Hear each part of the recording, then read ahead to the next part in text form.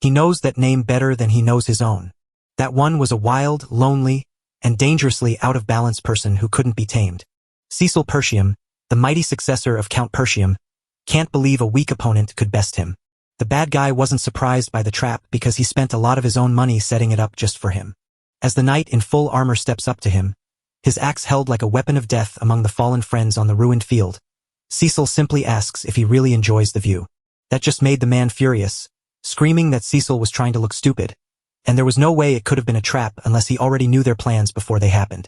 That's when our hero dropped a bombshell. He wasn't just stumbling onto the plan, he'd been in on it all along. He also found out how big the enemy army was, where his spies were hiding, and which troops were bringing supplies to them.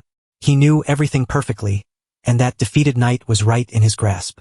But those were things he couldn't quite swallow, because he kept his secrets buried deep inside. That's why he couldn't believe a weak person had figured out all his plans before he could even finish insulting them. So he kicked that warrior so hard it felt like his enemy's soul had hit the warrior's face. He couldn't wait for the man to say yes, so he snapped and told him to shut up. He tossed his helmet down and said, "You can attack me all you want, but I'll win every war that comes next." Taunting his foe, he challenged him to guess why that would happen. Before he could even reply, the boy explained that he always has a plan, and just a year ago, life was going on normally in the kingdom of Lithuania. That's when the boy woke up, still confused and staring at his hands, not knowing what was going on. The biggest shock wasn't waking up in the bed. It was discovering he was still alive.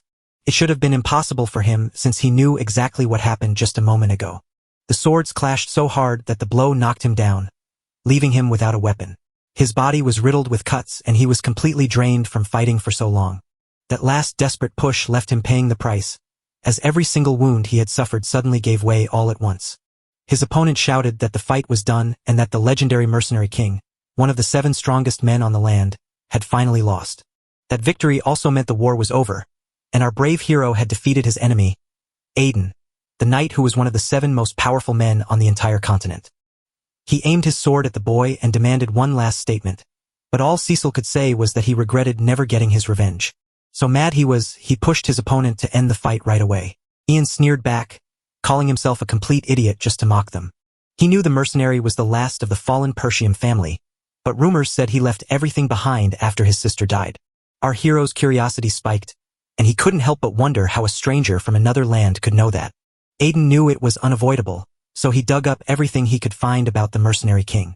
And on top of that, he joined forces with Duke Delphine to wipe out the Persium family entirely. The shocking truth hit our hero so hard that he felt crushed by the weight of it. He never guessed that a group of nobles had joined forces to destroy his family. The Duke wasn't the only one to blame. Aiden muttered that explaining everything to someone about to die would just waste time, so he decided to end the story right there. Those few words sparked Cecil's spirit back to life, and you started shouting that he would never forgive that man. Aiden ignored the threats and told the dying knight he could do whatever he wanted. So, he quickly performed surgery to shave a whole head off the boy's height before walking away. Cecil remembers every detail of what just happened, and though it was only moments ago, his neck is now fine. His mind feels foggy, making him wonder if everything was just a dream, while he also notices that he looks much younger. Glancing around nervously, he realizes he's been trapped by arrogant mages who treat him like a lab rat, so he vows to make them regret their mistake. That was the moment another person walked into the tent. A voice he knew well asked what had become of the young master. Ricardo, the soldier from the household, saw the young master was already awake and asked if he meant to go right now. Before the soldier could react, the young master thrust his sword right up to his throat. Cecil promised to let him live if he answered every single question, making sure the soldier knew he had to give his full attention to each one. For a brief second, the soldier looked worried, but he quickly stopped taking it seriously. He flung his hands out and shouted that this wild show had gone way past the limit, even for a young master, and was now just pure nonsense. Cecil couldn't figure out how the soldier stayed so cool even when threatened, leaving the boy totally puzzled. The soldier shoved the boy out of the way and claimed Cecil had fallen asleep after a huge tantrum, which only made our hero more confused. Ricardo touched his neck to check for a scratch, then asked the boy if he'd forgotten he insisted on leading the attack against the orcs. All that information left Cecil more and more puzzled. He stared in shock at his own tantrum and knew it was ridiculous, but Ricardo just told him to pack up fast because he was already waiting outside. Still puzzled, the boy asked where they were going, and the soldier replied that there was only one answer. They were heading back into Persium. That was the moment Cecil finally saw what was happening. His family's land was in trouble, and even with his mind spinning, He couldn't forget how things had ended. He gripped the soldier's shoulder and asked him to say it one more time. He wondered if they were really going to the land that had once been completely destroyed. After talking with the soldier, Cecil climbed to the hilltop and finally saw his family's lands with his own eyes. He knew the land belonged to his family, yet it looked perfectly fine even though he had watched it get destroyed with his own eyes. Ricardo stepped up quietly to whisper that the young master was okay, knowing they were poor but fearing the boy's careless words about their ruined land might anger his father. Cecil quickly pinched his cheek to see if he was actually dreaming. As Ricardo treated his own face and realized this wasn't a dream, he watched him with worry. The young master looked completely off his game, appearing far too young for the family lands that still waited to be claimed just as they always should be. That meant he had somehow managed to go back in time. As a boy, Cecil hated his family for being poor. He was so immature and full of doubt that he kept making embarrassing messes until even his own family stopped speaking to him. One day, he left his home behind because the endless mocking became too much for him to bear. Years later, he became a mercenary, survived countless battles, built his reputation, and honed his skills until he returned to the lands that once belonged to his family, only to find everything completely destroyed. That was the day he finally understood that everything he ever owned and loved was gone. Even with those bright, real memories, everything stayed just as it was, and the special people living there were still very much alive. It was almost silly to believe he'd been thrown back in time, yet he couldn't stop himself from feeling pure joy knowing it was actually happening. But the boy's common sense told him it was still too soon to cheer. Rikardov had warned them they were there to fight the orcs, and he would never forget that day. Because when TW arrived, most soldiers from that land faced a brutal death. Fell dreamed of leading the soldiers, thinking that since only 3 monsters had been spotted, he could easily command the troops despite his lack of experience. But the truth was a nightmare, as more than a dozen hideous monsters showed up and slaughtered nearly every soldier, all because the boy had stubbornly insisted on taking charge. Since those mindless creatures had no real plan, we could still beat them, but nobody would listen to a spoiled boy talking about it in the middle of battle. Before he could even plan his next move, a deafening boom shook the camp as a huge chunk of the tower suddenly exploded into the sky. It crashed down a few meters in front of our hero, sending bits of wreckage flying everywhere. The soldiers didn't wait long before they started screaming in terror as they realized an army of orcs had come to attack them. The strange beings were moving closer into the camp. Cecil never expected it to happen this fast, as the creatures charged right at him. Without any plan to stop them, the orcs started killing the soldiers, acting like travel agents selling one-way tickets straight to the afterlife. That was when their leaders shouted out orders for the troops to line up right away. The knight named Scoven, who leads the expedition, tells his soldiers to stay calm and get into their defensive positions. Chaos had already seized the battlefield, turning the orcs into ruthless butchers. Scoven never saw this coming and quickly realized they'd been caught off guard by far too many of those dreaded creatures. At that speed, defeat was just a matter of time before it came for everyone. Amidst the chaos of fighting, a voice shouted out to the commander. A warning screamed from behind, forcing him to spin around just as danger struck. Even with the warning coming too late for him to move, the one who shouted it had to be the one to act. Our hero's hand slammed onto the commander's shoulders. He managed to throw the man out of the creature's reach and pulled him safely away from the deadly blade. Scoven watched it all unfold, yet he still couldn't believe what he was seeing. It was the young master standing right at the front of the battle. But what he had done was even more unbelievable. He swung his blade to block the attack, striking the monster's arm so quickly that it couldn't even react. The creature's pain was nothing compared to the shock it caused the commander and his men. The orc roared in fury until its huge body crashed to the ground, the wound simply too much for it to take. Cecil sighed in frustration that he still couldn't use mana, wishing he'd been sent even further back in time to make things easier. He walked calmly over to the commander, who was still lying on the ground and completely baffled by what he had just seen. The boy reached out his hand and asked for a gift. Scoven didn't know what to do until Cecil made it clear he was asking for the right to lead the troops. Scoven instantly calmed himself, knowing that asking such a ridiculous thing from the young master was completely out of line. He jumped up fast and refused to let it happen, leaving Cecil fuming. The commander insisted this wasn't a game and refused to hand over command to the young master right in the middle of the chaos. Cecil knew things were bad, and he couldn't trust a spoiled kid just like the commander would if they had switched places. The moment they stopped talking, a new orc stepped up to deal with whatever the first one had left undone. Scoven was so worried about the hare that he told him to go back, saying, "You'll take care of it." Cecil tossed those words aside, swinging his sword with a furious shout that the commander left him no choice but to fight. He flung the blade so hard at the creature that the commander barely had time to duck out of the way. Scoven lunged forward, yanking the boy by his collar and screaming to see if he knew just how deadly his mistake had been. But Yui only realized what had just happened in that very moment. He turned around, speechless once more, to see the sword hit the orc's skull with perfect accuracy. Even with that terrible wound, the creature twitched in pain until it finally gave up and fell dead to the ground. Scoven stared in shock, trying to make sense of how the boy had found the creature's weak spot and hit it right on the mark. Style came back to the commander and asked if he knew what mattered most in a fight. Before he could hear the answer, it was obvious that every soldier around was shaking with terror, and Cecil shouted, "No one wins a fight while drenched in fear. You need a heart of stone that never breaks, no matter how hard the fight gets." Then the boy sprinted to grab his sword and charged straight into the middle of the chaos. He took long, fast steps until he reached the monsters that were crushing his army. To everyone's shock, he chopped off the top of a soldier's head with his sword, killing it instantly. Skaven watched everything from the front row, just like his soldiers, and he was left speechless with no words to say. Cecil yanked his sword out of the beast's head and taunted the others to charge him. The boy vowed to devour the very last one of them. He jumped right back into the trouble. He danced through deadly blows to land precise strikes on the monsters, all while performing a wild mix of surgeries he'd never done before. Scoven started wondering if he was actually asleep. He couldn't move nearly as fast as that boy, and while the commander could use mana, that fragile kid shouldn't even be able to pull it off. Even though it was hard to believe, he could already see the boy was getting very tired. Even with barely any energy left, he slipped away with the tiniest move and hit just one spot with such power that he didn't need to strike twice. He was practically a master swordsman who had yet to learn how to wield magic. Maybe Scoven hoped that boy could grow stronger than the swordmaster. Right in the middle of the fight, Cecil kept taunting the monsters, bragging that he was just warming up. The taunt worked, and every monster turned to chase him, hungry to end his life and crush his bones. The soldiers watched the scene, and one of them wondered if the young master was running away. They didn't waste a moment before turning to the commander for orders. Scoven stood frozen in shock, staring at the young master as he moved about in a way he couldn't begin to understand. The boy dove into the fight to distract the enemy, then slipped away just as they were all staring at him. But the direction he chose was strange, walking straight toward the cliff. With his ears working overtime, Scoven finally caught on to the boy's bold plan.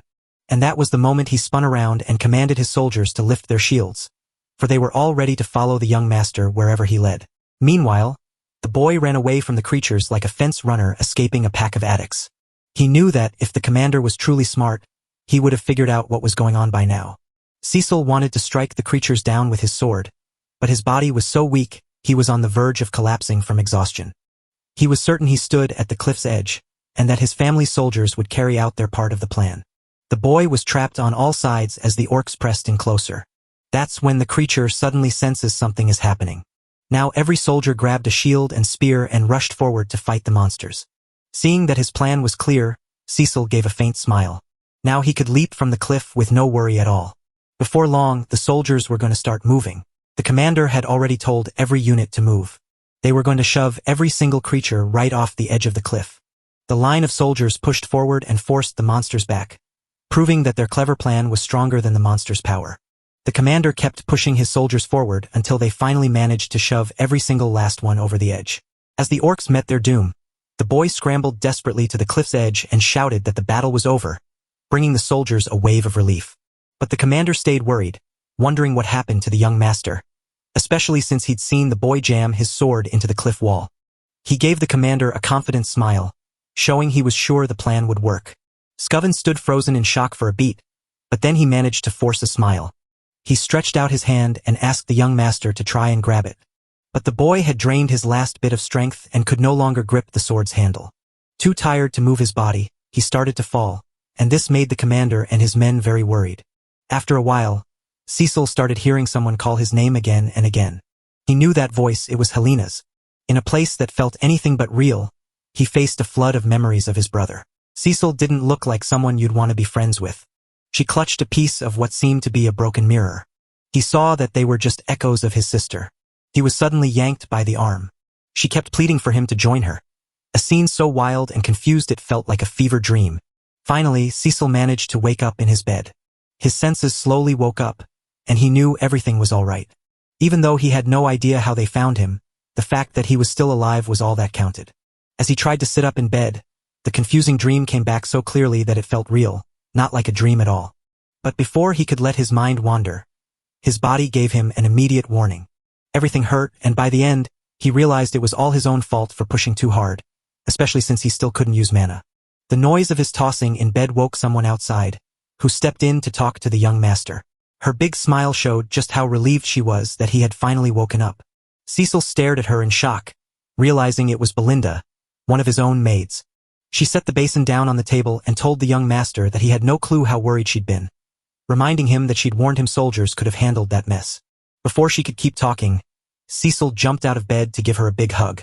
Belinda was confused and worried the young master had done something wrong again, but he just smiled and said he was happy to see her.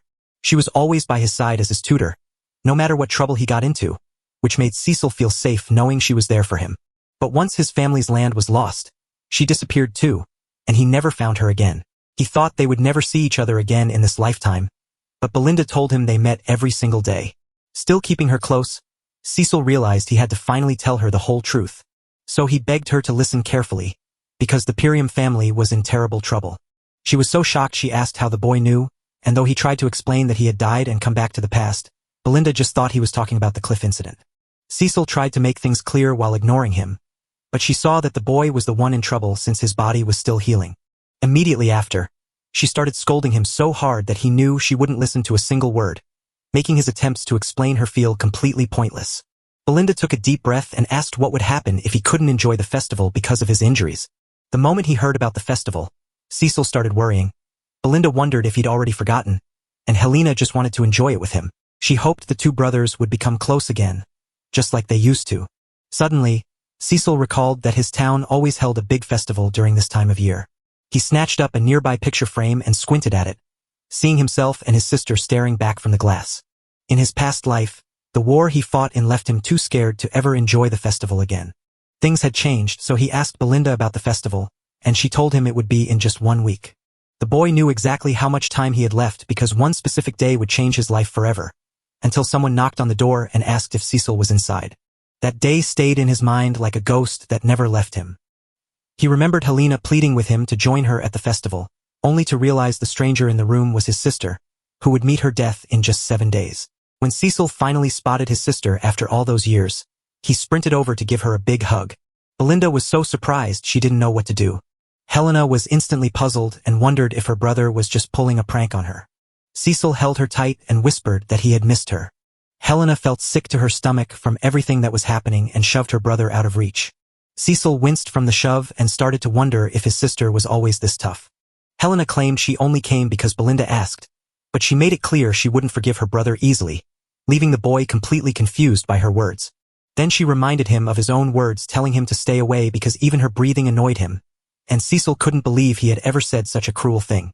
He realized he hadn't been a good brother before, and hearing those words made him feel terrible, so he finally said sorry to his sister. Linda and Helena couldn't believe their eyes, and the girl thought her brother must have hit his head because he was acting so weird. Cecil insisted he was the hero who beat the monsters, and he just couldn't take it anymore when they kept saying he'd lost to them. The moment he stopped talking, his whole body ached again, and Helena just shook her head, saying it was hard to believe him since he had been carried into the room on a stretcher. As he grew stronger from his pain, the two of them started laughing, but it didn't upset him at all. He realized he was living his life again, and that simple moment was playing out just like he remembered. It was hard to see how he could have wasted his life. He turned down his sister's invitation to the festival because of what had gone wrong on the soldier expedition. That refusal was the final moment he ever saw her. Helena's body was discovered in pieces right beside her guards. That regret still burns in his chest, reminding him he should have gone with her that day. Lost in his own thoughts, he heard knocking at the door and someone asking if he could come in. Helena had 2 bodyguards, Jamal and Felipe. The girl asked if anything had changed since she told them to wait outside. The guards apologized, but they were bringing news from the servants that Helena needed to check on the festival supplies. Cecil couldn't help but wonder why his sister had to handle such a big job. Belinda told him that paying attention would let him know. If a noble had to do that, it meant the workers in his land were running out. He couldn't believe things had turned so sour, and as his sister walked away to fix it, he finally saw how badly he had ignored what truly mattered before. With a heart set on a new path, he admitted he'd helped, leaving his sister stunned. Helena glanced back with fear, seeing that her brother had changed so much.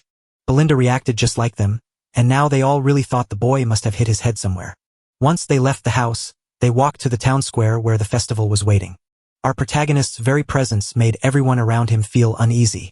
Helena ordered him to get out of the square because he was just in her way, but the boy refused to leave, insisting he could still help, so she told him the only way to help was to walk away. Cecil knew that his sister's body had been found in the alleys nearby, and she had definitely been dragged away against her will. To stop this from happening, he had to figure out exactly what was going on inside the castle.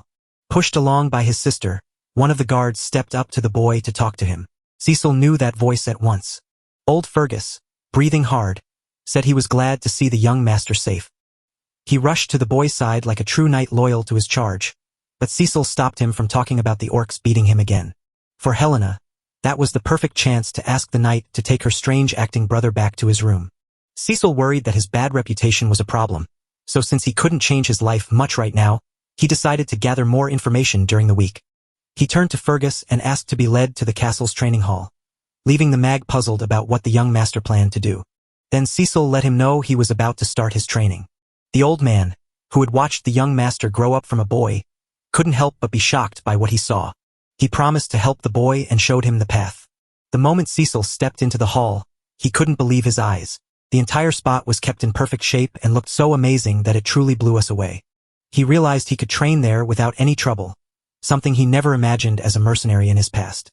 Fergus told the story of how he had kept the place in top shape, just waiting for the young master to finally come and use it. He knew the boy had been wandering for a bit, but he still held on to the hope that he wouldn't be gone for long. Cecil saw that even in his past life, that man clung to hope in a way that made Cecil feel deeply embarrassed. He wished the old man a long, quiet life because death is a hard thing to face, and Fergus smiled as if the young master had already lived many years. Cecil insisted he was back from the dead and as sharp as ever, but Fergus politely told him to stop talking nonsense. The boy sent the knight out so he could start his training, and the knight promised he would stay right there nearby. Back then, in his first life at that age, he believed everyone around him was his enemy. But then he knew he had been a complete fool. Now the boy had just 1 week to try out what he had learned. Another noble family blamed their son for the terrible thing that happened to his sister. That forced the two families into a bloody fight for land, setting them both on the path to ruin. Put simply, Helena's death was the spark that set off a huge disaster. But now the boy promised to do everything right, starting with his training. He had to get stronger, but time was too short for him to take his time. At the very least, he had to learn how to control mana. This was a magical power that let people break through their own bodies to do the impossible. While most people couldn't feel that energy, Cecil managed to train his mana even in the middle of the battle's chaos. The trick was to collect all the dust and air in the room and squeeze it into one giant ball. Cecil had survived thousands of battles, so building a mana core was nothing compared to what he'd already done. It was no surprise that he rose to become one of the 7 mightiest men on the whole continent. Back in his previous life, he found some curious notes that sparked the idea for his own special method. Cecil found he could stack multiple mana cores, and even with this new power, he was already pushing toward his 3rd one. All people start with these gifts, and he united them all to gain great power, but his body couldn't take it, and soon he was in so much pain that blood flowed from his mouth and nose. After that training session, he finally admitted that 3 was all he could do now, even though he used to make 5 back in his past life. That trick let him unleash a terrifying burst of power, but it drained his magic reserves at an insane rate. Actually, that very problem was what caused him to lose his last battle. He had faced that enemy already drained, and if things had gone differently, Cecil wouldn't have lost. The trick he'd invented was usually shaky, but now that time and youth were on his side, it could finally work. When they met again, Aiden would be the one to get knocked out. He vowed that Duke Delphine and everyone hiding in his shadow would be crushed by his hand. And finally, the festival day arrived. After all that hard training, our hero finally pulled on his clothes and strapped his sword to his waist. While others wandered around just having fun, he kept his own special goal in mind. Helena's eyes went wide with shock the moment she caught sight of him. She never thought her brother would actually come to the festival, and even though he was there, she knew something was wrong with him. Cecil said that everyone in the land should have fun at the festival. Helena told me he'd been acting odd because all he'd done all week was train. Still asked if training every night was too much for a family, and she told him he had never cared about that in his whole life. She even went so far as to say her own father was so annoying that she wished he'd hurry up and pass away so he wouldn't have to keep his title. Hearing her say that, Cecil felt so ashamed. Even though his behavior had changed, Helena told him she liked this new version of him the best. It felt like he'd gone back to being his old self, and the boy stood there lost in thought, knowing something had changed in just a week. His actions were already shifting the way everyone else acted. While Belinda spoke to Helena's guards, she made sure they also kept a close watch on the young master. Cecil's moves were changing the story, and he couldn't guess every wild thing that would happen next. It was up to him to use his knowledge of the future to act wisely as things changed. He has already gotten ready for what will happen that night. While Helena rushes around the festival grabbing every gadget and treat she can find, Cecil stays sharp and ready for anything. She strolls through the place with no worries at all, while the boy keeps a sharp watch. By the time the night was over, she admitted it was great fun, but sighed that it's exactly the same show every single year. She wished there was something new to do. Cecil saw the festival winding down with no excitement yet, but he began to wonder if his own arrival was finally starting to turn things around. With his mind still racing, he noticed someone asking his sister if she wanted to give something new a try. He mentioned that a friend told him things were changing in a different part of town. Helena warned that she'd hold him responsible if the night wasn't a blast, and Cecil stayed put, watching her walk off. Now he had no doubt about who did it. It turned out her own guards were the real traitors who caused the great tragedy. Since Helena was just a little girl, those two have stood guard over her as her most trusted friends. Back then, people thought they had died saving her, but the boy soon found out they were actually part of the trouble. Cecil chased the clear traitors until the guards shouted that they had finally reached the spot. They found themselves stuck in a dead-end alley where there was absolutely nothing left to see. Helena looked everywhere but found nothing. The place was filthy. A guard claimed the festival would start soon, but Helena called him ridiculous and said nothing would ever happen there. Cecil took a good look around and finally figured out what was really happening. It wasn't a dead end, because every way out had been blocked shut. It was obvious they had planned this, so right before he could move, Helena snatched his arm. She wanted to go, muttering that this had to be the wrong place, but one guard asked her to stay just a little bit longer. Cecil still couldn't figure out how his sister was so strong, so he asked if she had been training in secret. Helena didn't even see it happening as she bumped right into one of her own guards who was standing in her way. He told them to hold on just a little longer. As Philip started to act more boldly, the girl began to think his new attitude seemed odd. She told us that the two of them were acting strange. Jal explained that they never meant to frighten her, but they had agreed to a very interesting offer. Helena stood frozen, her jaw dropping as those words hit her like a thunderclap. Just then, someone else stepped out and said they were there too. And that mysterious man wasn't alone. He had two tough guys standing right beside him. Frank told the story of how the soldiers had done their part in the plan.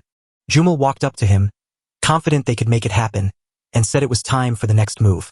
Frank spotted the Count's son standing there and was sure he wasn't part of the plan. Our boy stood calm and steady while Helena shook with fear. The corrupt guard told everyone the boy was a special prize, not knowing he had followed them straight into his own grave. Cecil asked the guard if he truly believed Cecil would walk away alive after selling out the Count's children. Jumal told the boy to finally look out for himself, since the two guards had already earned enough money to live comfortably for the rest of their days without ever having to work again. They grew weary of that wretched, worthless land that was always poor and constantly besieged by savage invaders. He showed that they weren't the only ones ready to pack up and leave that place. Before he could finish his boring speech, our boys hacked the rotten guard apart. Jamal was so shocked by what he saw that he didn't even have time to figure out what was happening. The sudden hit left everyone in the alley wide-eyed and terrified, and even the brave ones stood frozen with no words. Cecil said that wasn't an excuse for betraying him and his sister. Now he could finally focus on the other traitor. Philip couldn't believe his companion had fallen to someone so weak, so he grabbed Helena to block the strike, but his skull still pierced by our hero's sword. He started to fall as he rose, racked with pain. Even his body joined the scene of that dark alley. Frank's goons began doubting if the Count really had such a useless son, since they hadn't expected him to be able to fight. Frank saw things were different, knowing the guards were caught off guard, but he was truly impressed that the boy had taken them both down in just a few seconds. On top of all that, he could also pour his special energy directly into his attacks.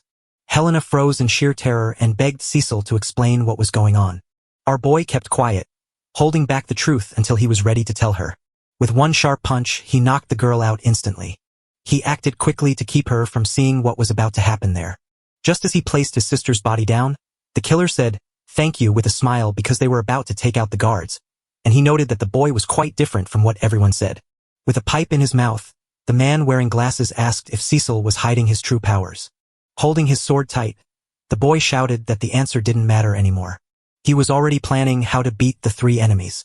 Those goons weren't much of a threat, except for the guy with the glasses who clearly had a lot of magic power. Cecil knew he had to end the fight quickly, so he was already getting the threads ready in his hands. He questioned the men who hired them, and Frank replied that it didn't matter since the boy would die soon anyway. Our hero admitted he never expected them to cooperate, noting that in just a few moments, they'd be wishing they had. One of the henchmen stepped up to fight him, but Frank stopped him, warning that they kept the boy alive just to torture him and drive the Count mad. The more hurt he suffers, the more his body will stay disgusting.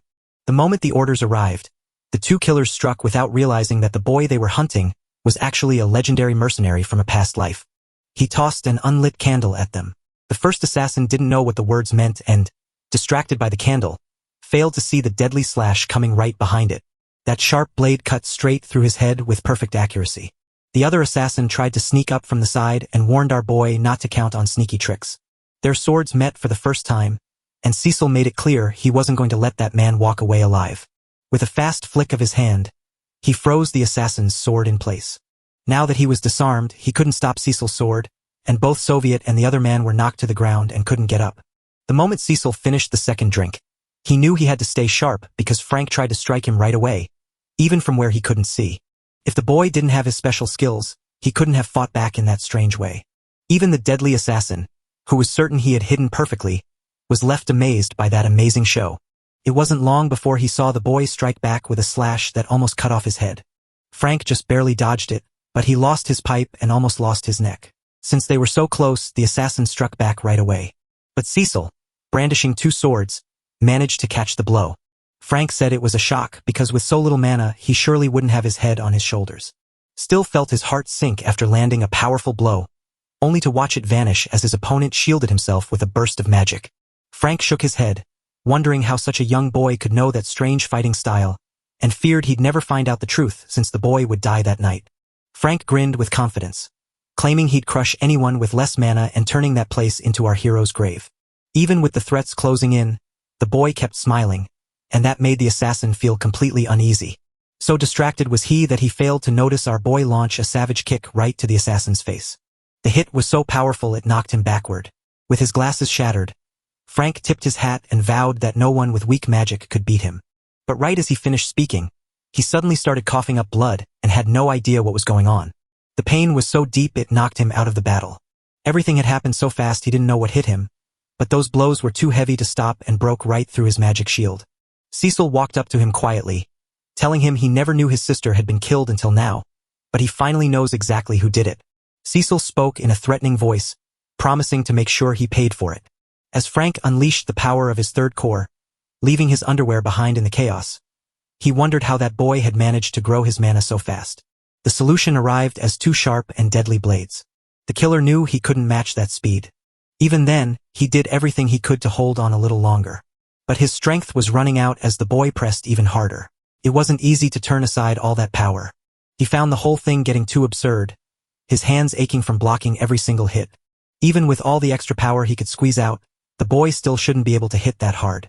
The assassin had never seen a move like that before in his life. Felt like looking at a stranger. The assassin raised his sword to block the next blow, but he forgot that the blade was still fragile and needed to stay whole. That's how our boy finally scored the first hit on that gross monster's body. The first blow was the one that made him wish he'd never ended up in this place. Cecil gritted his teeth and drove his blade home to end the fight. She delivers a sharp strike that no one can possibly block. It hurt the killer so much that he curled up and spat blood out violently. Before he could even touch the ground, Cecil slammed him hard against the wall with his forearm. Once things were under control, he said he'd pick up right where he left off.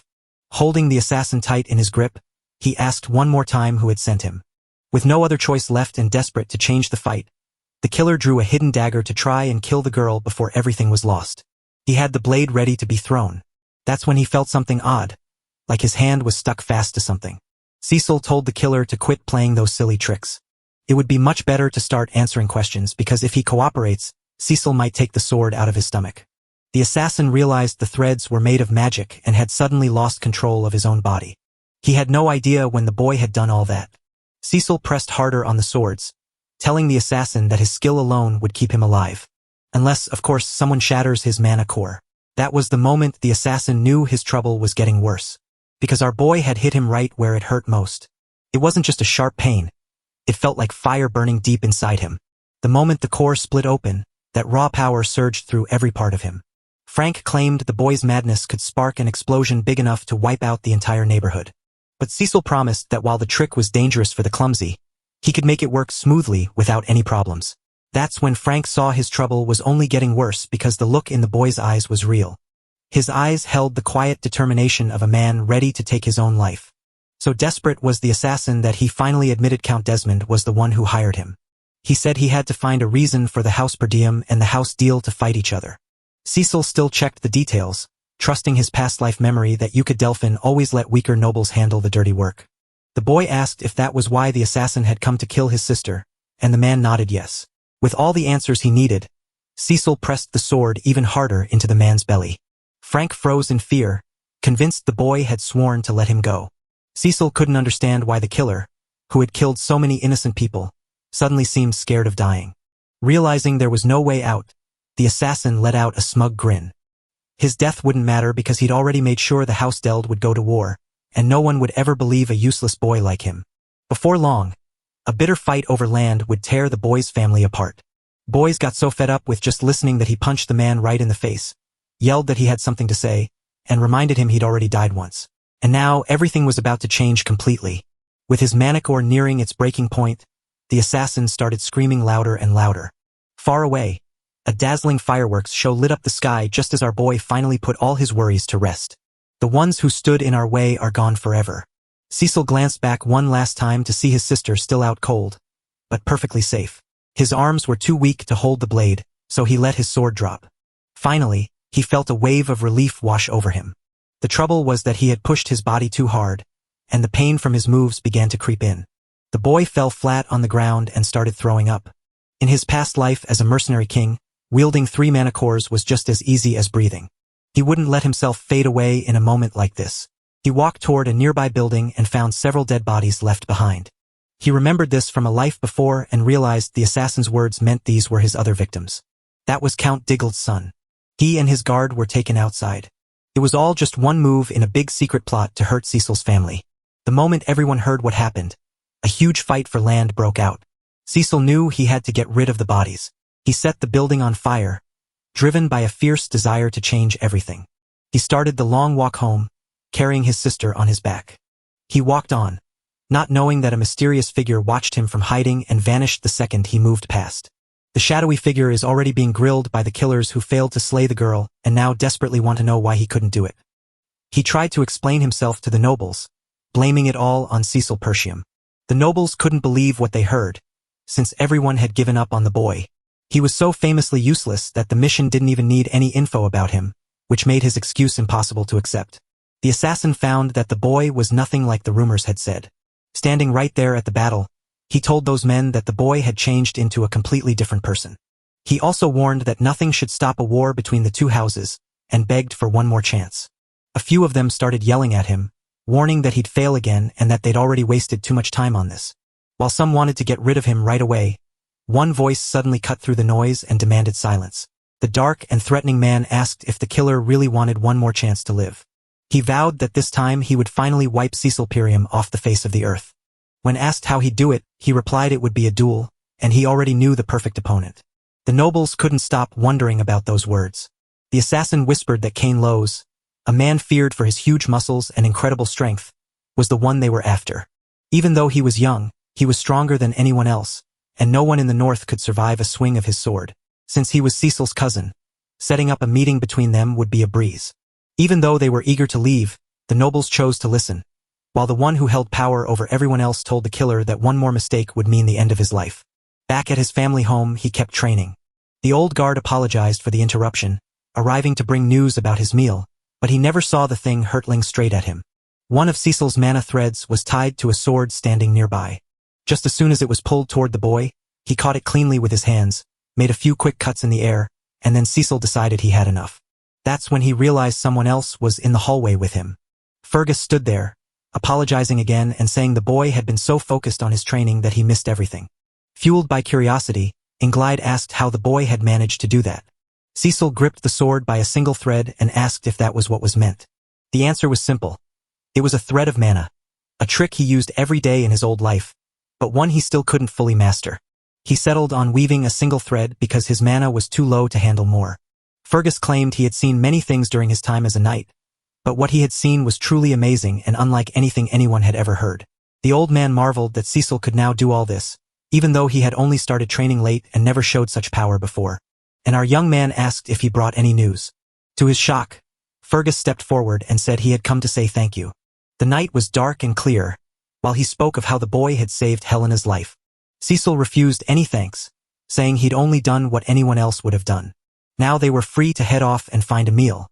Helena's assassination attempt was so deadly that the festival organizers had to cancel the rest of the celebration. Helena sat at the table, seething with anger because no one would believe her story that her brother had actually saved her. She urged Cecil to take action, but he didn't care, since no one believed a word he said. When Belinda learned that Nana's guards had tried to do that, she flew into a rage. Cecil finally changed the course of his life, because Helena was still alive. He held back a massive war for the time being, but he knew his enemies would keep trying. Alone, he couldn't keep going forever, so he had to gather his own army. Thinking about this, he got distracted when a maid walked into the room. Cecil had to check on his family's money before he could start making his plans happen. All he had for a meal at that moment was just a slice of bread. Cecil stared at it, his brow furrowed in puzzlement. He asked Belinda why dessert was coming before the main dish, and she explained they had no money to buy it. And to make matters worse, the people outside were furious. Because the festival ended early and cost merchants a lot of money, they were asking for their losses to be paid back. They all stood together right in front of the castle gates. The people in town were so angry at the rich for ignoring the pain of others. Cecil rushed to the window to check on the shouting, a scene Belinda had already feared would happen. She said the boys should have seen it coming, too, because merchants in that area depended on the festival's tourists to survive, and until last year, they barely made enough to get by. It made sense that they were furious since their festival was cut short. Cecil had no clue how terrible things really were in his land. He knew that if things got any worse, people would turn to violence to fix their problems. He turned to Fergus and asked what the soldiers were doing, since they should be keeping the crowd in check. And that's when the old man told them they had no soldiers left. Only a few were left to try and fix what the orcs had broken.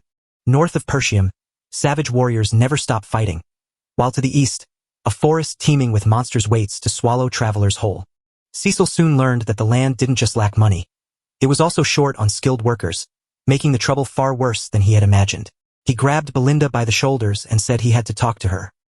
He knew she was in charge of his allowance money, so he said they should use it to calm the merchants. That was the moment she told him he wasn't getting any pocket money. Cecil asked what was going on, and she told him they had stopped his benefit because he kept wasting his money. The boy suddenly realized he had no money left to spend. He rushed to ask her for cash, only to find that Belinda was just as broke as he was. Sitting on the windowsill, he thought about how everything he needed was either gone or too hard to find. Starting with no money would be a nightmare, so he needed to get his hands on some resources right away. As he thought about what to do, a soldier rushed quickly down the castle halls. He rushed straight to the young master to share the news. The moment he spotted Ricardo breathing hard, Cecil asked what was going on to make him rush like that. The soldier whispered that the game was hunting him down. For just a second, our boy had to try to remember who that name was.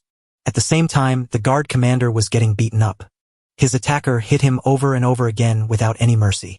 He looked down on the man who commanded the army. The final strike was so powerful it smashed right through the commander's armor, and just then, our hero rushed into the fight. Cecil saw the mess and knew he wouldn't let it keep happening.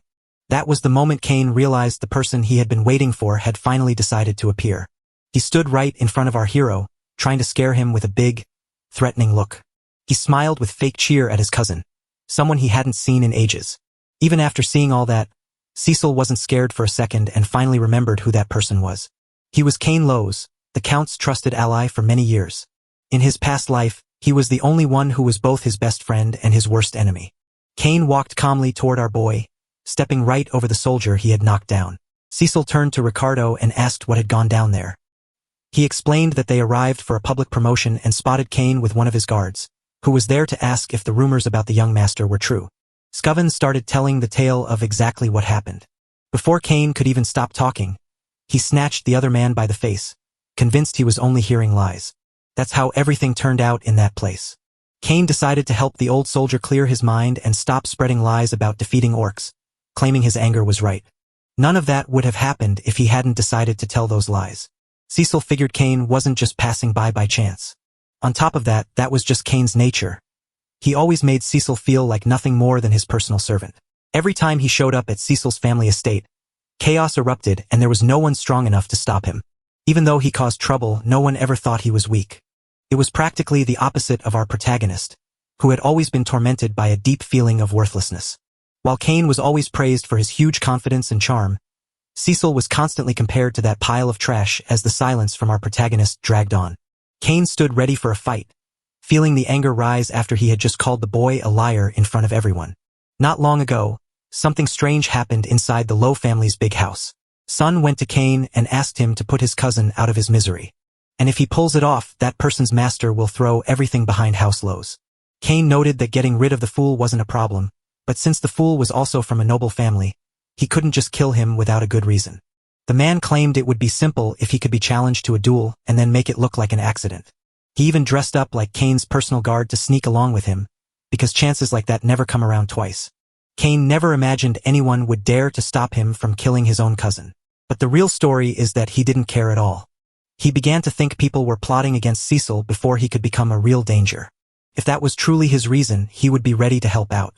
He turned to our hero and asked, "What are you waiting for?" Cain felt odd that he remained quiet, since he was supposed to be showing him all the things he had prepared. Since the festival was cancelled, he came over just to celebrate and lift his spirits, noting that they always agreed on that. He asked his friend what he thought of the idea, but his tone was icy. Cecil held his silence for a short while before recalling something and asking if Cain meant that. Every time he passed through that city, he had to drag along drinks and women for his cousin. He only did it back then because he was scared of getting beaten, and he was sick of throwing his own money away to please that loudmouth. He suddenly realized that the money he used to get for nothing was gone. Our boy seemed to have a sudden realization right before his eyes were an excellent opportunity. That was the path fate had carved out for him to earn a living. Cain grew increasingly restless and shouted out Cecil's name. He told him to grab what he needed right now because he hated wasting time. Cecil brushed it off as no big deal, but he needed to handle one thing before we could move on. He claimed his cousin owed him money. Cecil's totally different attitude left everyone there completely confused. Cain asked what he owed me. Cecil rattled off the list of things he'd already set up, noting that it all cost money and that Cain owed him 1,000 gold coins. Cain was sure his cousin was blowing things up, insisting that the number of coins couldn't possibly be more than 100. And don't forget, Cecil did all that just to say thank you and show his friendship. Cecil told me that wasn't friendship at all, just an act. Then he told Cain to hurry up and pay him right then or get crushed, because Cecil was desperate for cash. The crowd started whispering to each other as they watched the two talk. Ricardo was already scared and sure the young master had lost his mind. Finally, Cain stood up. He didn't like Cecil's polite answer at all. He told Cecil he was fooling himself and lying about getting stronger and defeating knights. That is how the people of the north decided he was lost. Cain raised his arm to hit our hero, who calmly waited for him to come close, then slipped away from the punch so smoothly it looked like it was moving in slow motion. His actions left everyone speechless. Cain swung his fists at the boy, but he missed. On top of that, Cecil fired back and smashed one of that jerk's ribs. Keenan was in so much agony, he might have lost control of his bowels if he still had anything to go, and just when he thought it couldn't get worse, Cain was struck again. But he managed to duck just in time to avoid that second hit. Even though he was blocked, Cecil stayed calm because Cain hit the ground right after, too weak to take the first blow. The killer, pretending to be a knight, ran up to him and asked if the boy was all right. Cecil played it like an act, telling his cousin to wake up because he'd stopped the strike, while the hidden killer asked how Cecil dared to be so bold. The crowd watching the scene couldn't believe their eyes, wondering if Master Cecil really just took down that giant. Cecil glanced around and finally saw what they were trying to find. Now he knew exactly what they were planning. Cain turned to his knight and asked if his act had seemed real. Now that everyone was praising him, they could finally blame Cecil, and he had more than enough reason to challenge him to a duel. Thinking he'd win political backing, Cain was about to issue his challenge. This was his perfect moment to finally break free from the useless family tie to Persium. He reached into his pocket to pull out a glove, ready to challenge the other to a fight. He called the way they attacked him a dishonorable thing to do.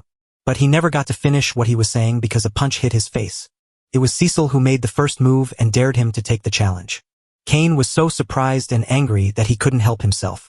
Cecil claimed that his people had just been insulted and that he was the heart of that land. One of his knights had been hurt too, so he refused to accept it and demanded to know if Cain was backing out. After raging in fury, Cain fell quiet until he broke into a smile, calling his cousin a fool, but he never guessed that calling him that would end up digging his own grave.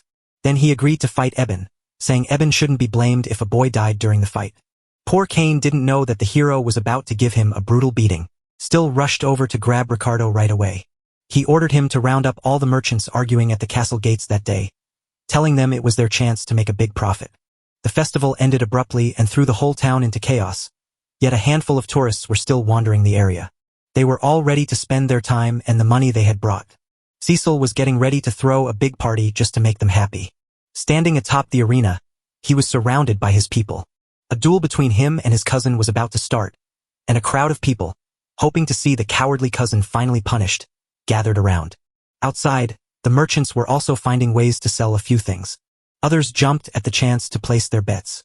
Everyone was so sure Cain would win that they all bet on him. The towering warrior hammered his sword into the earth and declared that hero was just mocking this sacred duel. So he warned him that no pleas from mercy would stop his blade. Yet our boy felt no fear in their words. He knew exactly what those bad guys wanted, and that was the result. With the crowd now gathered around, they were finally ready to start. That's when Cain's knight spoke up again. He never expected a simple wager to become a serious bet. So, a handful of folks stopped him to ask what he meant by that. That's when the man managing the bets announced that nobody had put any money on the young master winning. Cecil didn't even blink, because he hadn't had the chance to change what people thought of him yet. Soon everyone talked about how the useless one couldn't possibly win the fight, and betting on him felt like putting your money on something impossible. Cain said that even the people of that land turned against the very hair that grew upon it. Someone suggested changing the bet to see just how long Cecil could keep going. That's when a man put a huge bag of money on the table. The commander of the soldiers bet on the young master's victory, and even though everyone doubted him, that brave gesture made Cecil smile. That soldier wasn't the only one who had put money down. Helena and Belinda stepped up right beside them to place their bets on the young master's win. This gesture shocked everyone, especially our hero, who had only just asked both of them for a loan. The town folks didn't think Helena would ever risk a bet. Helena wondered if the money was enough, while Belinda tried to warn her about the dangers of that big bet. The hidden killer didn't look happy about anything. Cain called it a waste of time, but Cecil argued that as the older one, he wouldn't be right to strike first. Even so, he drew his sword and showed he was ready to fight. He shouted for Cain to charge at him. The giant man thought the other guy was just trying to pick a fight. As he got ready to strike, he declared that no one cared if Cecil was old or young. The moment the referee started the game, Cain charged at his opponent with furious energy. That mountain of trembolone-fueled muscle crashed onto our hero like a meteor. The blades hammered together with a savage force, and Cecil had to throw every bit of his strength just to hold his ground.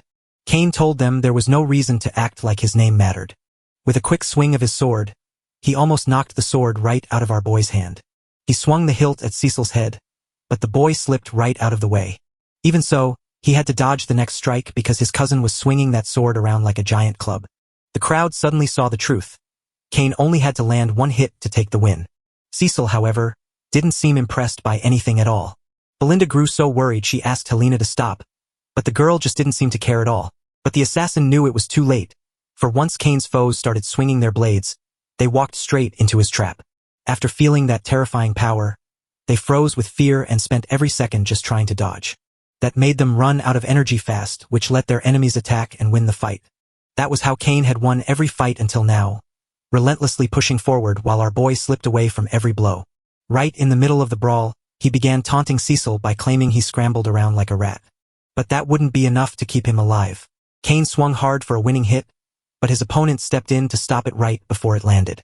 After switching how he gripped the sword, he hooked Cecil with the weapon's guard and sent the boy flying high into the air. Everyone started to worry, and the assassin was certain the battle was about to end. Cecil was doomed to get hurt when he fell. And let's not forget the giant of muscles waiting for him down in the arena. Cecil dropped safely to the ground and rushed forward with his mana threads, closing the distance so fast that his cousin Cain couldn't even dodge in time. He glanced over his shoulder, confused by what had just gone down. The assassin saw that Cecil had used his magic to power up his legs, allowing him to close the gap instantly. That was just a tiny taste of how powerful he really was. Cecil told me his cousin used that rough trick to scare off his enemies. Now he was ready to show him the truth. Cain felt insulted when he saw that strange comet. He got ready to attack again, saying his cousin couldn't hurt him. Just as he was about to strike, Cecil kicked the sword's handle out of his hand. As he stopped the attack, he also cut Cain's arm. Just before he hit the ground, Cecil landed a few more punches. All of that just made the giant muscle man even angrier. He swung his fists with blinding speed, but every single blow missed Cecil. This time, our boy stepped on the blade to stop his enemy from striking. That gave him the perfect chance to land a quick hit. He moved faster than Cain could react, and the blade slashed across his neck. While Cecil stayed rock calm, his enemy's body started showing every single wound it had collected.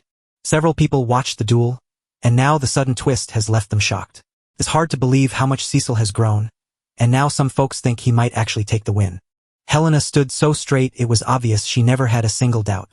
Even the soldier's commander couldn't help but smile. As the disguised assassin tore up another pair of underwear, Cain saw that his cuts were shallow and realized Cecil had done it on purpose. Scared and confused, he started wondering how that useless boy had managed to get so much better. Meanwhile, Cecil watched him with a sneer until he finally decided to toss his sword away. As the blade scraped the ground, Cecil muttered that this wasn't going to be fun since the gap was too wide. So he decided to finish the duel using only his bare hands. This time, Cain felt his honor was deeply wounded. Our hero decided to teach a lesson to the big man with his own hands. But Cain didn't like that idea and started asking what exactly he had in mind. Cecil told his cousin that no amount of muscle could stop his sword tricks, so he decided to fight with just his bare hands. He promised to double their bet, saying that if Cecil won, she would walk away with 2,000 gold coins. The people of that city thought the young master's chance of winning without a weapon was ridiculous. Even the disguised assassin stood frozen in disbelief, realizing their perfect trap meant the musclehead had absolutely no chance of winning. The man in charge of the bets didn't wait a second to shout at everyone to bet on this new part of the fight. The crowd's excitement grew as they saw Cecil's strength, and they started thinking the young master might just shock everyone. Cain felt so wronged that he only grew more furious. Cecil promised that the juice-loving cousin could borrow his sword whenever he wanted. By that time, he had lost all control and was ripping off his coat. Cain, wild and free, charged at our hero with his sword. Belinda felt her heart pounding so hard from all this, wishing the young master would just be a little more careful and actually use his sword. Cain was completely lost in the madness of the moment, convinced that this time he would finally win. Cecil was sure his cousin needed a hard, unforgettable beating right now. Even though the blow came fast, it missed him, and he used that split second to press his advantage and move right up to him. He moved across the arena with barely a sound. He dodged his cousin with ease, landing a hit whenever he could. This time, he wasn't holding back and used the perfect opening to smash a hard punch right into his cousin's jaw. The result was just what you'd expect. Cain's head snapped back so hard it looked like it was about to roll off his neck. Struggling to regain his balance after the hard hit, he stumbled to his hands and knees, feeling totally lost in the world. Cain couldn't figure out how his opponent was zooming past him so fast. After the giant fell with a mighty crash, everyone stared in shock at the young master's amazing skill and thought he might actually win. Cecil commanded the huge man to rise and reminded him that the real challenge was just beginning. Once more, Cain was filled with blind rage and charged like a furious beast straight at our hero. He poured every sword trick he'd ever learned into his attacks against Cecil. Not only did none of them land, but he started to think our hero didn't even have the courage to look him in the eyes. He always did exactly what the big strong guy ordered when he came to his land. Now the very same boy was the one beating him down so brutally. Cain was sure he had to beat him right now to make sure his family would be safe. But the fight had turned in a surprising new way. Just a second ago, Cecil was landing some nasty hits. The next Cain was getting hit much harder. Even with his face torn and ruined, he still couldn't make sense of the chaos around him. That's when Cecil yanked his friend by the hair to lift up that giant, muscular face, and our hero admitted he felt bad for the cousin's dad. The Count stayed loyal to the Persium family, who were about to fall into ruin, just because he and our protagonist's father were close friends. Even though he made such a noble gesture, his son turned out to be completely different. It looked like that moment woke up something deep inside the boy's mind. Years ago, he once asked his dad why he was sending help to the Persium family. They were in hard times, and the boy couldn't see why his dad would risk everything for a friend's lost land. The boy simply couldn't make sense of it at all. His dad was heading back to that land again. He begged the Count to stay and not leave. While every other noble turned away, his father stood alone to help the people in need. When his son asked why, the Count simply replied that he did it because they were friends. That's what the big, strong mountain finally remembered. The hero's hand was about to smash his own face all over again. This time, Cain just closed his eyes without any reaction at all. Cecil was shocked he missed his mark this time and said he hoped Cain finally learned his lesson. He stretched out his hand to help his cousin stand up and asked her to take it. For just a second, Cain tried to make sense of that gesture. Bowing his head, he admitted defeat and told everyone that he had lost the fight. Even though we could see the ending coming halfway through that rough beating, everyone was still stunned by what happened.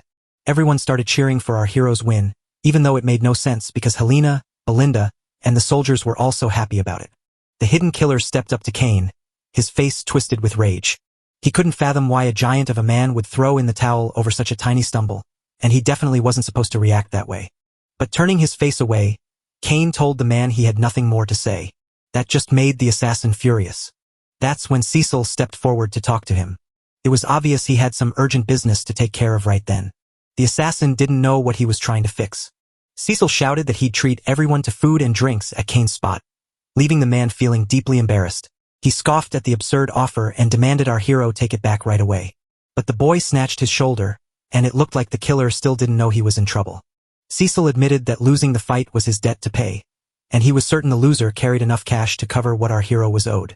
He'd make sure to hand over the full 3,000 gold coins, forgetting nothing. Cecil used every bit of his charm to convince the man not to run without paying his debt, and the assassin soon realized he was in a pretty bad spot. The moment he said yes to the deal, Cecil quickly left the arena. The next morning, our hero found himself alone in his room. He set a huge chest down on the table. The moment he lifted the lid, he found it piled high with gold coins. That generous offer was enough for him to hire a small army of mercenaries, though he knew earning a steady living would take time, and Cecil, who never waited for life to happen to him, already had big plans ahead. Belinda and Helena leaned in, eyes wide with wonder as they watched what happened next. Cecil felt uneasy, so he asked what they wanted. Helena wondered what her brother would do with all that money. Cecil offered her a taste, but the girl just smiled and said she was only curious about the answer. Belinda smiled and said the answer was obvious because she already knew exactly where the young master would spend his money. Amelia's birthday was near, and she figured the young master had planned all this because of it, ready to buy her a super fancy present. While the two girls argued over where he should spend the money, the boy stayed completely silent because he had no idea he even had a fiancée. Belinda told him not to act so shy. They both saw through his act of forgetting his fiancée, who was Count Leopold's daughter, until his memories finally snapped back into place. He knew exactly who that woman was, Amelia Leopold. Her people loved her for her sweet and humble nature, but that was just a mask hiding a woman who was about to become a witch and start a rebellion. She joined forces with Count Deline to take down the Persium family, but to our hero, she is nothing but a traitor. Seeing that he could finally do so much, he began to smile. He asked Belinda about her father's return, and she said he might not come back for another week. The boy knew he had plenty of time. Standing up from his chair, he declared he was off to the Leopold territory. But Belinda reminded him that her fiancé's birthday wasn't due yet and asked why he was leaving so soon. The boy didn't bother hiding the truth. He just admitted he went there to make more cash. Every time Amelia looks up, a spider has landed right on her face. She set a pair of shoes on the ground and asked the child to put them on. She worked hard among the poor, and that's why they looked up to her. The little one looked so embarrassed by that silly gesture. The girl claimed that if anyone were to walk barefoot in her land, it had to be her. She commanded her guards to find food and shelter for everyone. Without a second's delay, they started unloading the carriages. Before long, everyone there was thanking her for all the supplies she brought. After making that showy gesture, she headed back to her big house. Even though she was promised to another man, someone couldn't stop themselves from happily washing her feet. Bernaf, one of her brave knights, stepped forward and told her she had done wonderfully that day. Amelia said her dad always made those people show him respect. But folks are way more likely to team up with anyone who gave them a hand first. The knight told her the people were on her side and would help her win the next leadership role, but she was thinking about something else entirely. She stomped on the knight's face with a cruel, commanding gesture and demanded to know what happened during his fight against the northern swordsman. The knight apologized, explaining that he lost on purpose to stay under the radar and keep her secret safe.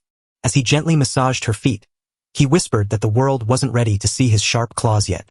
The moment he stopped talking, he started kissing her feet like a devoted lover. My God, our hero has no clue he's toting a massive weight right over his head. The girl agreed he was right and reminded him of all the things she had done for him. Then she raised his knight's head and told him he couldn't afford to be weak, no matter what happened. He said not to worry about the company at all. The Persium family bought everything they needed to rebuild their monster-ravaged home straight from their own company, using the yearly money Count Lippo sent to help them out. They also took in every deserter, many of whom were hardened experts from years of fighting monsters and barbarians. Amelia whispered that their company had to look like just another ordinary shop until they were ready to be seen. Then the butler broke in and stopped their talk. As the knight whispered that Amelia was sleeping, she asked the butler who had let the man into the garden without warning, and he replied that Cecil had come from the gates to pay her a visit. Amelia was shocked and couldn't understand why that useless boy was even there. The butler began to stutter and sweat, unable to finish his message. Cecil said he'd come to talk about her company. They stepped into the meeting room, where the woman who intended to crush our hero with a heavy burden was already waiting on the other side of the table. Cecil gave her a warm and friendly hello. The woman stayed silent while the cat on her lap clearly disliked the guest. She said it was really rude of him to drop by without saying hello first. Cecil explained that since her birthday was coming up, he had brought her a present. He handed her a flower he just picked up from a nearby shop and told her he'd be buying from them from now on. He tried to remember the name of that action company. Amelia eyed the words with suspicion, wondering what Cecil really meant, so she decided to leave now that she had his gift. Our protagonist wasn't happy with her attitude until she finally called him. He called her fancy by her full name and told her to sit down again. He let a small piece of his magic slip away, sending a cold shiver down her spine. Amelia couldn't make sense of the pressure, especially since the fool who couldn't meet her gaze before now seemed far too confident. Cecil cut right to the chase, admitting he needed 10,000 gold coins and asking her for them. The girl was completely baffled by it. She never thought her fiancé would travel all the way here to ask for money, so when he showed up with no sense of shame, she asked if his father sent him, but Cecil said he came on his own. Besides, knowing she never planned to marry him, he knocked her tea all over the floor. That made her so angry she wanted to scream. Cecil promised that if she took her father's place, she could marry anyone she chose, even the guard watching from the other side of the door. It would be a terrible shame if anyone discovered she was secretly building an army to fight for the throne. Once the boy claimed the cat had gone feral and lunged at Amelia, she scolded him for speaking without thinking, while Cecil promised to keep quiet unless he left empty-handed, a claim Amelia immediately dismissed. Then she summoned her own private evening. Bernaf walked in with the bold confidence of a man who knows he's a woman's second in command. He greeted the protagonist and mentioned that it had been a long time since they last met. Cecil knew a few things about that man. He was strong enough to fight the most powerful swordsman in the north. The boy warned her that if he died there, it could spark a war over the land, and he asked if that was really what she wanted. Amelia had her story ready. She'd say lunatic attacked her guards and lost, and that's exactly what everyone would hear. Then she commanded her knight to strike down our hero. With the stubbornness of a man who's totally under her spell, he promised to do exactly what she said. Cecil saw there was no other way but to go ahead. He would also have to step up his game. The two fighters were moments away from starting their fight. He spotted that his enemy was staring with a confidence that felt too bold. That was the moment he knew a weapon was probably hiding in that room. Hiding inside a suit of armor, an assassin crept up to try and strike our hero down. With a quick move, the killer plunged his blade deep into the soft seat where Cecil had just been sitting. But Cecil sprang up from the couch just in time to dodge the surprise attack. He kicked the assassin's stomach while he was falling, sending him crashing through the window. Bernaf and Amelia couldn't believe their eyes at what they just witnessed. Cecil was surprised to find an assassin in the room and goading his fiancée, who had only pretended to be polite while planning to ambush him, so he charged the knight's bill. Their swords locked in a final clash while Cecil shouted that every knight of House Lippold had betrayed their honor. The knight claimed Cecil had crossed the line by showing up without warning and making Amelia feel uneasy. The knight knew such a person didn't deserve a moment of respect. To everyone's surprise, he lunged in and grabbed Cecil's sword arm, opening the perfect chance to strike hard.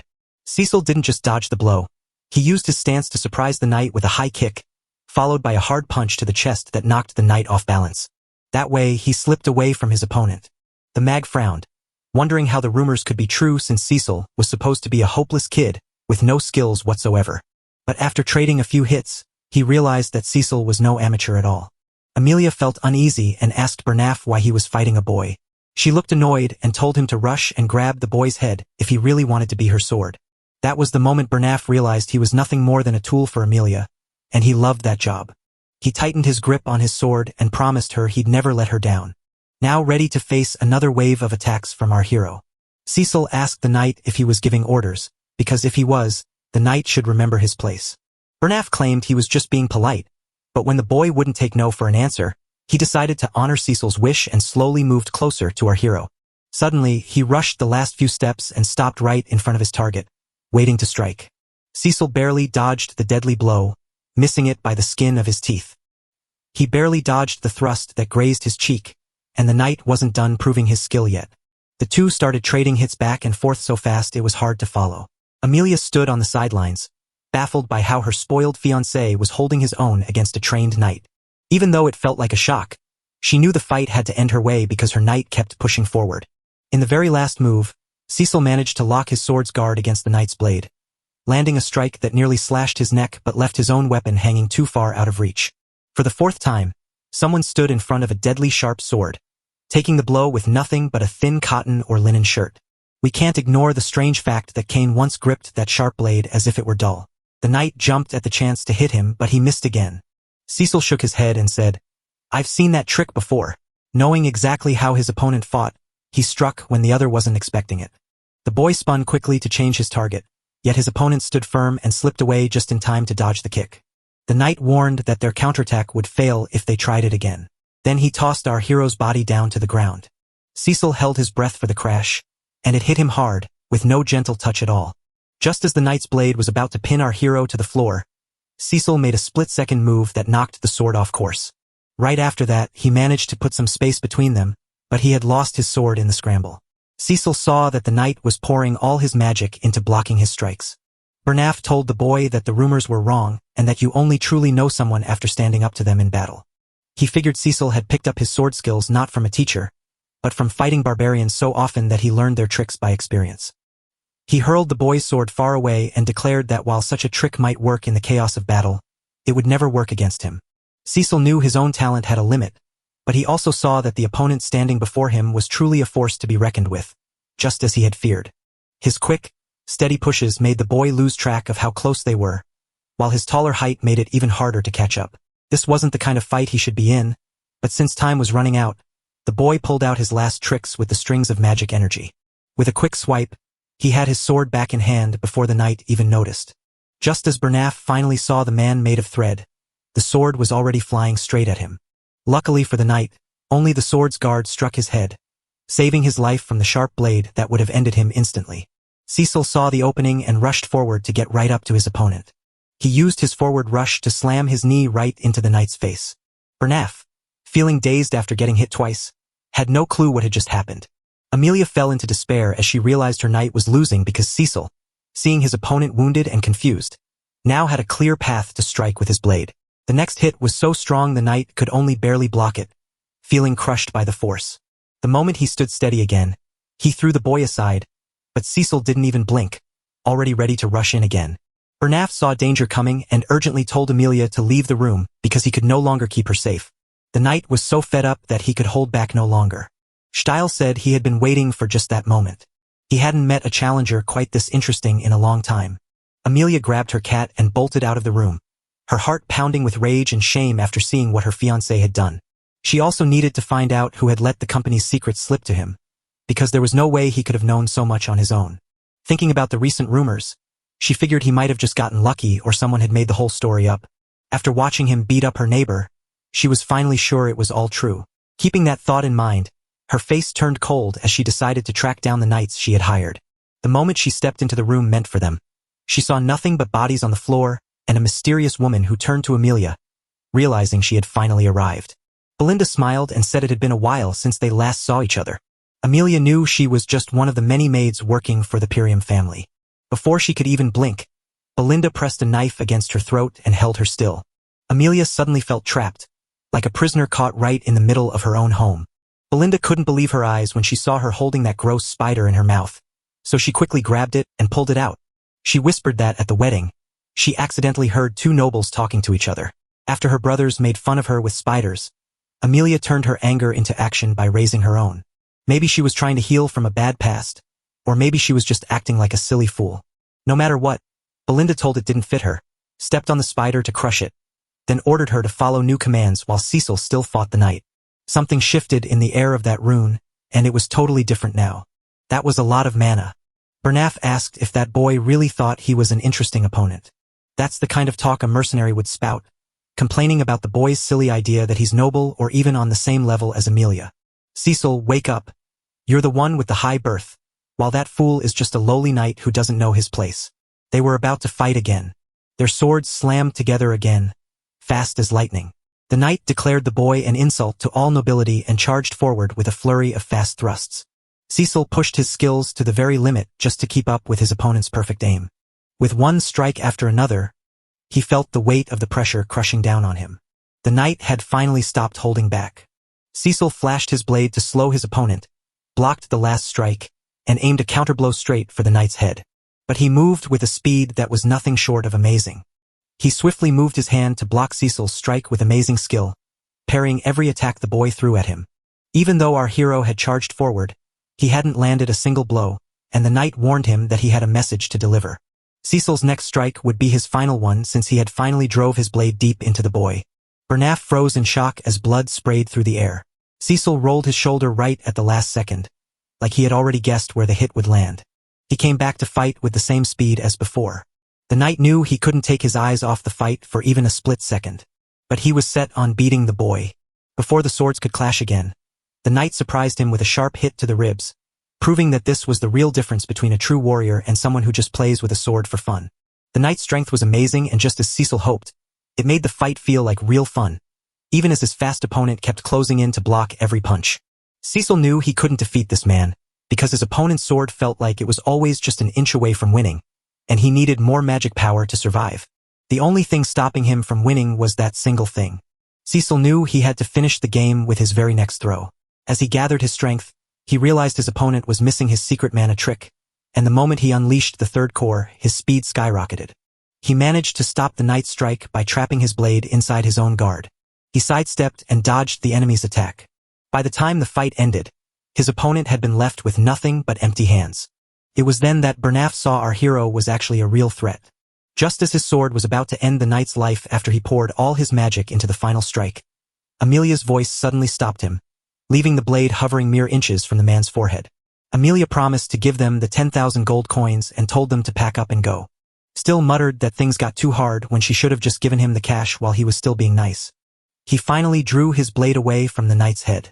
Belinda wondered if that fight was too big for lovers, but the boy said it was just a mix-up, and then shared some terrible news with Amelia.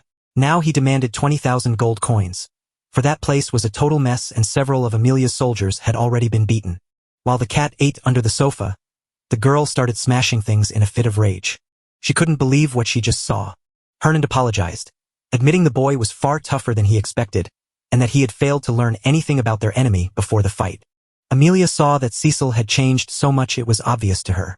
Bernaf wondered if she should tell Duke Delphine, but instead, she just slapped her servant across the face.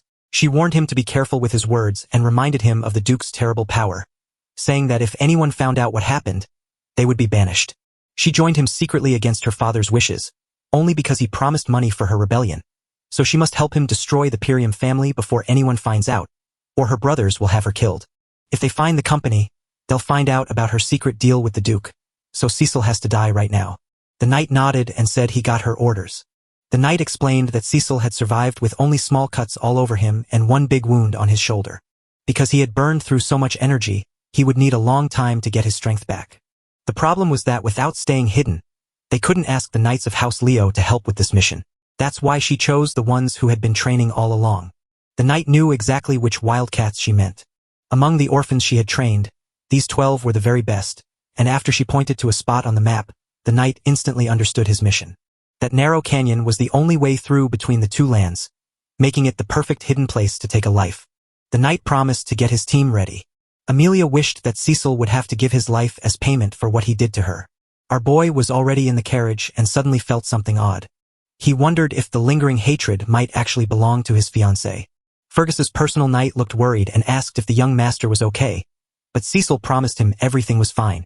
The cut wasn't deep and his body held up fine, even if he pushed himself a bit too far. With 20,000 gold coins in hand, he had bought himself enough time to rebuild his land. It would have been perfect to end her too, but that would have started a deadly fight over territory, and he couldn't risk letting his anger put his family in harm's way. With the barbarians to the north keeping them too busy to look away, he had to plan his next move with great care.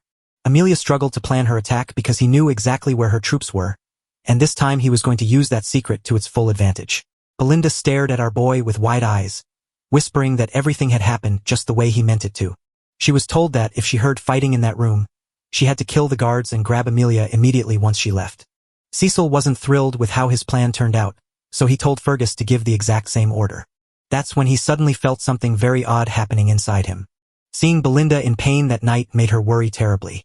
Cecil realized this new feeling was just another side effect of unlocking the third core, and while it wasn't as terrible as before, he knew he couldn't keep letting it happen. He had to figure out how to make more of that stuff flow through him. Before he knew it, Belinda was quietly checking his vital signs. With a knee deep in the muck, she admitted that his tangled flow was a mess. She made a few sharp, exact cuts, and the boy knew she was an expert, yet it made him feel sick to his stomach. When he tried, steam shot out of his mouth and his body felt a little stronger, proving that only someone with very refined mana control could do that, and he knew it was his mother who had recruited Belinda because she was certainly not an ordinary person. Cecil had known her all his life, yet she was wrapped in mystery, and he couldn't stop wondering what kept such a powerful person in that tiny town. With things heading his way, having powerful friends nearby wasn't just lucky, it was a perfect start to something big. The carriage rolled on until it reached their lands. Belinda trusted him and promised to help however she could, so she wanted to know why he went to Amelia to ask for so much money. Cecil said he needed it and that Amelia was the only one he knew. His answer was so plain it left everyone else stunned. Belinda stared at him in shock, wondering how he could break their promise just because of this, and she urgently asked if he knew what would happen if the Count found out. Cecil told her his fiancée wouldn't be able to tell the Count. Then he looked at Belinda to see if she really believed him. She finally agreed with a heavy heart, but she demanded to know exactly how he planned to spend the money since everyone had taken a dangerous risk for his sake. Cecil told her about the forest of monsters, and the woman stood frozen in fear. The boy promised he would claim that land for his own.